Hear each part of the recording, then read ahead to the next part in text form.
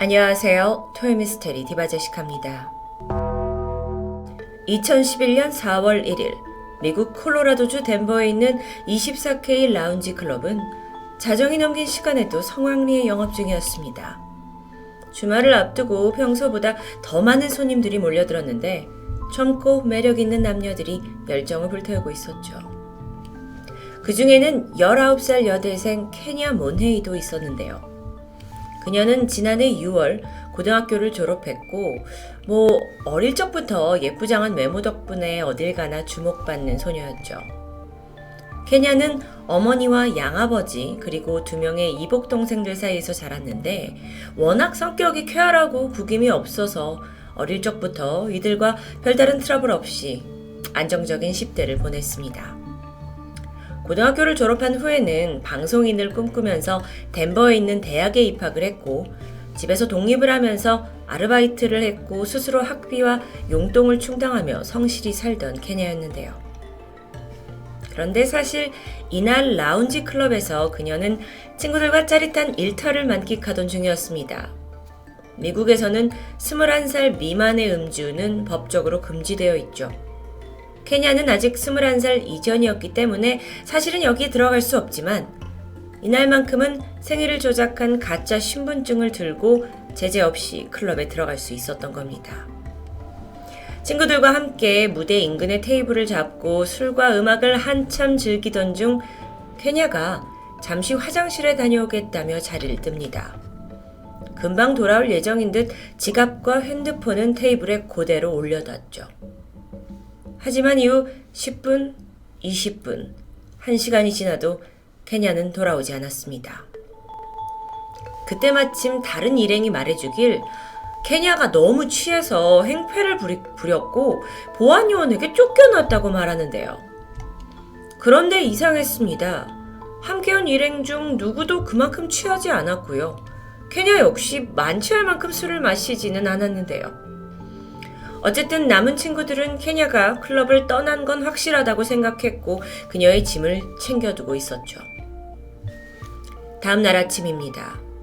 숙취로 인해서 다들 정신이 없을 때쯤 친구 한 명이 케냐는 괜찮은 걸까? 라고 묻지만 아니 전화를 걸 수도 없습니다. 핸드폰이 친구들 손에 있기 때문이죠. 근데 그렇다면 분명 다른 사람의 핸드폰을 빌려서라도 전화를 했을 텐데 어딘가 심각성을 느낀 친구들은 일단 케냐의 가족들에게 그녀가 사라진 것 같다고 알렸고 그녀의 지갑과 휴대전화도 돌려주게 되죠. 당시 연락을 받았던 건 케냐의 양아버지입니다. 토니. 그는 즉시 실종 신고를 했는데 이후에 경찰은 가장 먼저 클럽 인근의 CCTV를 확보했고 케냐가 사라진 그 시간대에 남아있는 영상들을 하나하나 확인하기 시작했죠. 그러던 중 클럽 근처에 있는 한 아파트 로비에서 케냐와 어떤 남자가 함께 있는 모습이 발견됩니다. 클럽에 있던 그녀가 왜 갑자기 여기에 있는 걸까요? 경찰은 즉시 수소문 끝에 이 남자를 찾아냈는데 그날 밤 두 사람은 우연히 클럽 밖에서 마주쳤다고 합니다. 서로 인사를 하면서 대화를 나누던 중 두 청춘 사이의 분위기가 좋아졌고 남자는 근처에 우리 집이 있는데 같이 가겠냐? 라고 하자 케냐가 선뜻 따라 나섰다고 하는데요. 이후에 두 사람은 아파트까지 들어갔지만 케냐가 마음이 바뀌었는지 이제 돌아가야 할 것 같다면서 집을 떠났다고 진술합니다. 실제로 보시다시피 이 CCTV에는 혼자 엘리베이터에 내려서 아파트를 나서고 있는 케냐의 모습이 그 남성의 진술 그대로 담겨 있었죠. 영상에서 그녀는 약간 술에 취한 듯 똑바로 걷기 위해 애쓰는 듯 보였습니다. 그런데 문제는 이게 케냐의 마지막 흔적입니다. 그날 밤 이 아파트 밖을 나섰던 그녀는 영영 자취를 감추고 말았죠. 한편 경찰의 수사 외에 케냐의 양아버지 토니 또한 나름대로 방식으로 딸을 찾아 헤매고 있었습니다. 특히나 그가 주목한 건 케냐가 두고 간 핸드폰. 어떤 단서라도 있지 않을까 통화 목록과 메시지를 자세히 살펴보던 중 마침 그때 웬 문자 한 통이 도착합니다. 안녕하세요. 어젯밤에 흰색 밴으로 당신을 태워다 준 트래비스입니다. 집에 잘 들어가셨나요? 문자를 본 아버지 토니는 즉시 그 번호로 전화를 했죠. 근데 응답이 없어요. 그러면서 내 딸을 언제 본 거냐 메시지도 남겼지만 답은 없었습니다. 이후 케냐가 실종된 지 48시간이 지났을 무렵 마침내 이 트래비스라는 남성에게 전화가 걸려오는데요. 그는 지난밤 케냐와 만났다면서 그 당시를 제법 자세히 설명해 주었습니다. 둘은 케냐가 마지막으로 목격된 그 아파트 인근에서 처음 마주쳤습니다. 좀 술에 취한 것처럼 보이자 트래비스가 당신 도움이 필요하냐 라면서 말을 건넸고 케냐는 클럽으로 돌아가야 한다고 했죠. 이후 둘은 트래비스의 하얀색 밴을 타고 함께 클럽으로 향했습니다. 그런데 도착해보니 이미 클럽은 영업이 끝나버린 상황이었어요. 그래서 이때 남성은 케냐를 집에까지 태워다 주기로 하죠. 그래서 하얀색 밴을 타고 가던 길에 케냐가 담배를 좀 펴야겠다면서 인근 편의점에 내려달라고 말합니다. 가까운 주유소 편의점에 도착했지만 여기도 문을 닫았어요. 이때 케냐는 차에서 내렸고 주차장에 있던 데니라는 동양 남성에게 담배를 빌렸다고 합니다. 그리고는 한참 동안 그 남자와 이야기를 나누더니 이내 둘이서 그 데네 차를 타고 떠나버렸다 라는 트래비스의 진술. 그는 좀 허무해졌고 운전을 해서 자신의 여자친구 집으로 갔다고 진술합니다. 그런데 경찰은 그의 진술에 분명 모순이 있다고 판단했고요. 계속 강도 높은 조사를 진행했죠. 하지만 곧이어 나타난 그의 여자친구가 트래비스의 알리바이를 증명해줬고 결국 그는 풀려납니다. 여자친구에 따르면 그날 새벽 3시부터 아침 7시까지 트래비스는 그녀와 함께 있었다라고 증언했기 때문입니다. 그렇다면 경찰이 다음으로 쫓을 인물은 트래비스가 증언한 그 동양인 남성 데니겠죠. 한참 경찰 기록을 통해서 근처 거주자들 중 이 비슷한 프로필을 가진 사람을 추적하던 중 수상한 일이 발생합니다. 이미 용의선상에서 벗어난 트래비스가 돌연 잠적해버린 것이었죠. 동시에 경찰은요, 이 동양인 데니라는 남성에 대한 정보를 전혀 찾을 수가 없었습니다. 그래서 본능적으로 그가 허구의 인물이고 트래비스가 이 실종 사건과 밀접한 관련이 있다고 느끼게 되죠. 수사는 트래비스 추적으로 방향을 바꾸게 됩니다. 트래비스 포베스. 그는 덴버에 있는 한 제과점에서 유기농 그래놀라 바를 만드는 직업을 가진 사람이었습니다. 그래서 경찰은 우선 그가 일하는 제과점 CCTV를 확보하게 되는데 여기서 정말 이상한 점을 발견하죠. 우선 케냐가 실종되던 그날 밤 제과점 내의 CCTV가 일부러 꺼져 있었습니다. 무슨 일이지? 그렇게 실마리를 놓쳐서 당황하던 경찰이었지만 극적으로 그날 미처 스위치를 끄지 못해서 작동하고 있던 한 대의 CCTV 기록을 찾아냅니다. 이 영상엔 엄청난 장면이 담겨 있었죠.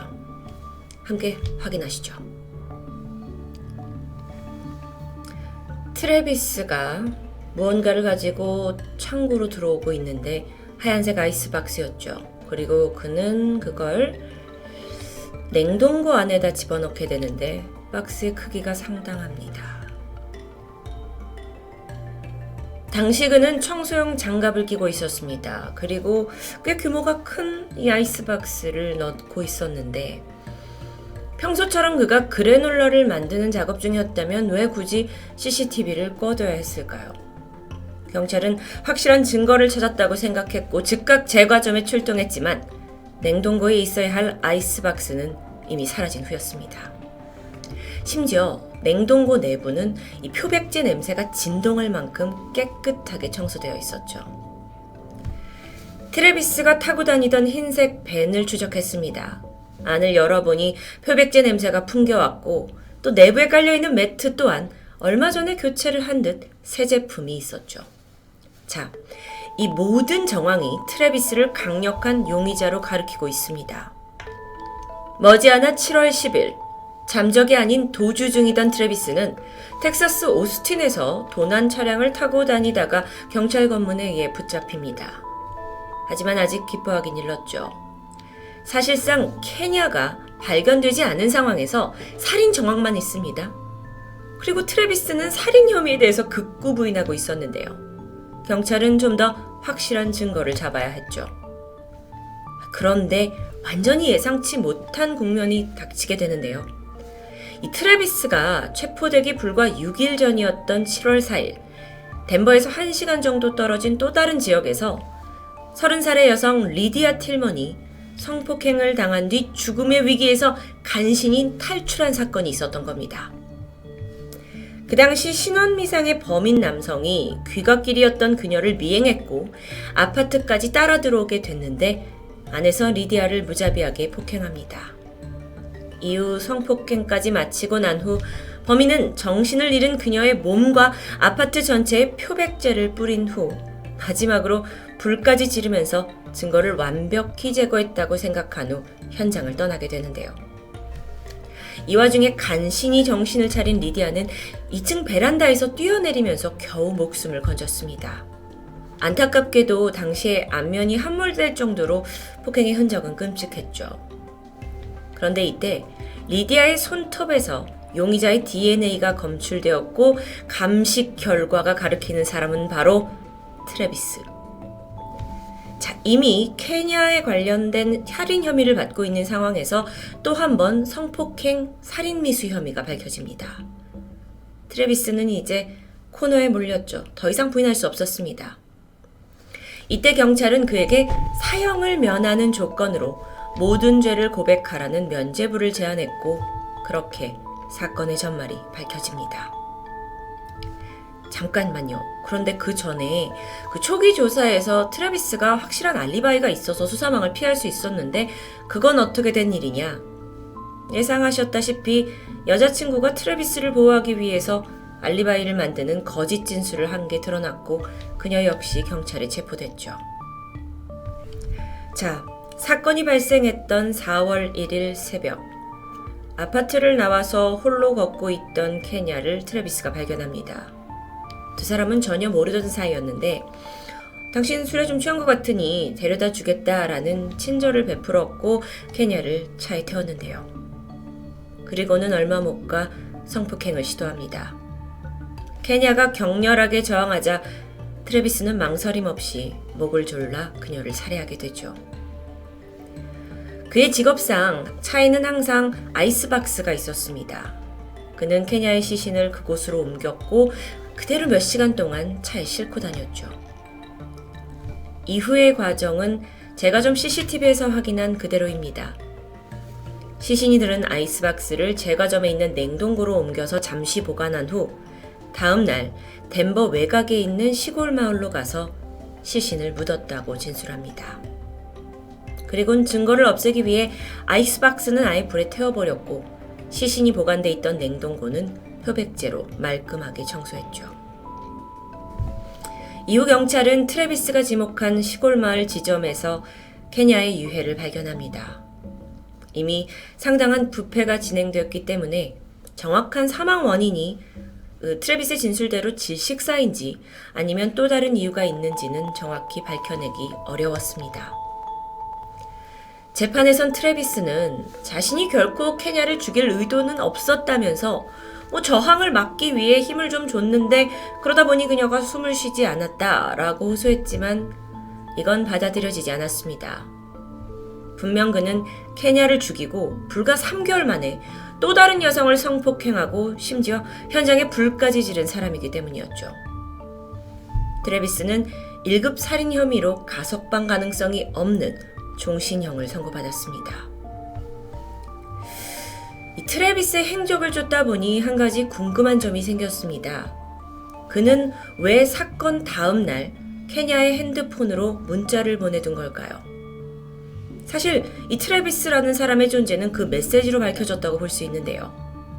자신이 이미 그녀를 살해해 놓고 그녀의 핸드폰에 메시지를 보냈다라는 건 상당히 섬뜩하지만 또 한편으로는 마치 자신은 그녀를 마지막으로 본 사람이 아니라는 걸 꾸며내기 위해 걱정하는 척 문자를 했던 것 같은데요. 아이러니하고 다행스럽게도 그 문자가 아니었다면 트래비스의 존재는 쉽게 드러나지 못했을 수도 있겠죠. 더러운 욕망을 채우기 위해서 여성들을 골라 추악한 범죄를 저지른 사이코패스. 그는 범행 직후 증거를 은멸하기 위해서 현장에 표백제를 붓는 방식을 고수했습니다. 하지만 그가 저지른 끔찍한 범죄는 결코 표백제 따위로 지워지지 않겠죠.